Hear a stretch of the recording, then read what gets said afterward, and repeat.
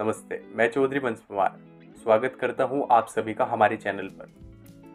आज हम आपको एक ऐसे कद्दावर नेता की कहानी सुनाने जा रहे हैं जिनका राजनीति में गहरी पकड़ और जनसेवा के प्रति संपन्न ने उन्हें एक अलग पहचान दिलाई है।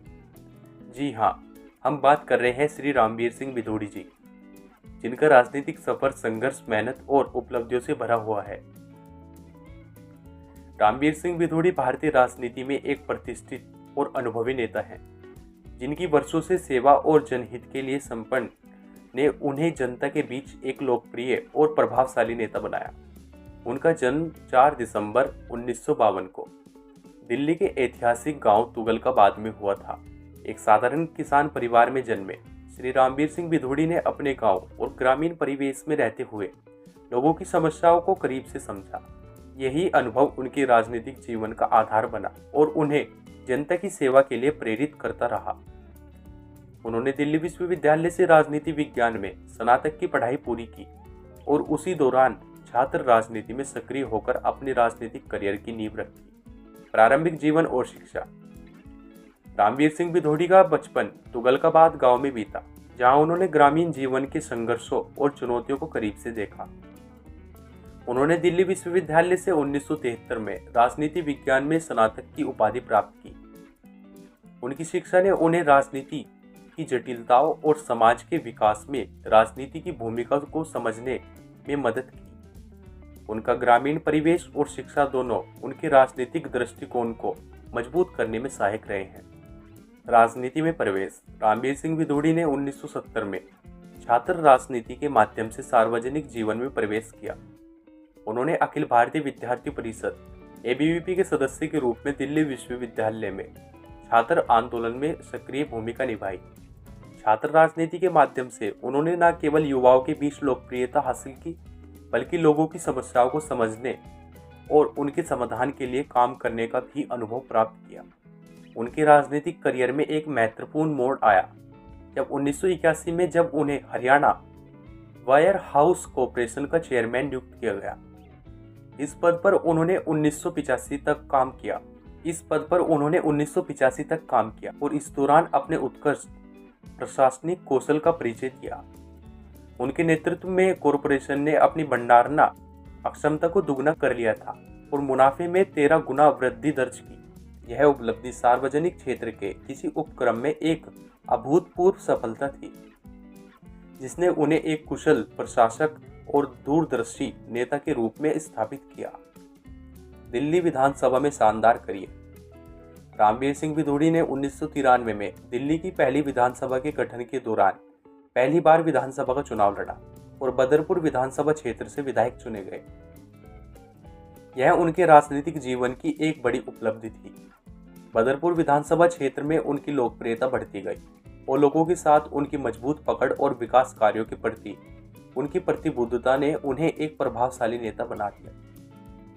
श्री रामवीर सिंह भिदोड़ी का विधायक के रूप में कार्यकाल काफी लंबा और उपलब्धियों से भरा रहा। उन्होंने बदरपुर विधानसभा क्षेत्र से 4 बार विधायक के रूप में जीत दर्ज की।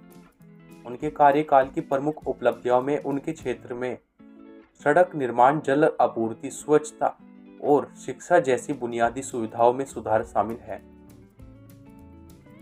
1993 से 1998 तक जब दिल्ली को अपनी पहली विधानसभा मिली, तब रामवीर सिंह भिदोड़ी ने बदरपुर विधानसभा क्षेत्र से चुनाव जीतकर दिल्ली विधानसभा में प्रवेश किया।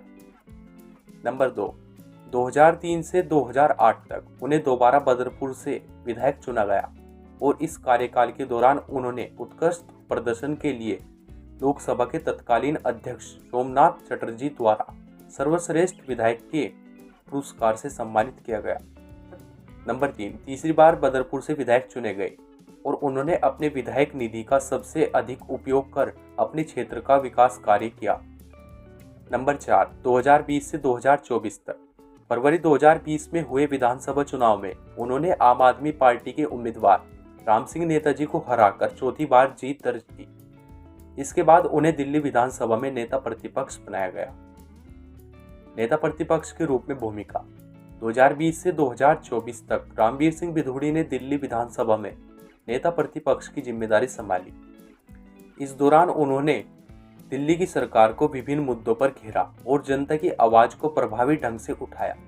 उनका आक्रामक शैली और तथ्यों पर आधारित तर्कों ने उन्हें एक सशक्त विपक्षी नेता के रूप में स्थापित किया। 2023 से 2024 के दौरान उन्हें एक ग्रेड के साथ सर्वश्रेष्ठ प्रदर्शन करने वाले विधायक के रूप में सम्मानित किया गया। 2024 में लोकसभा सांसद का चुनाव।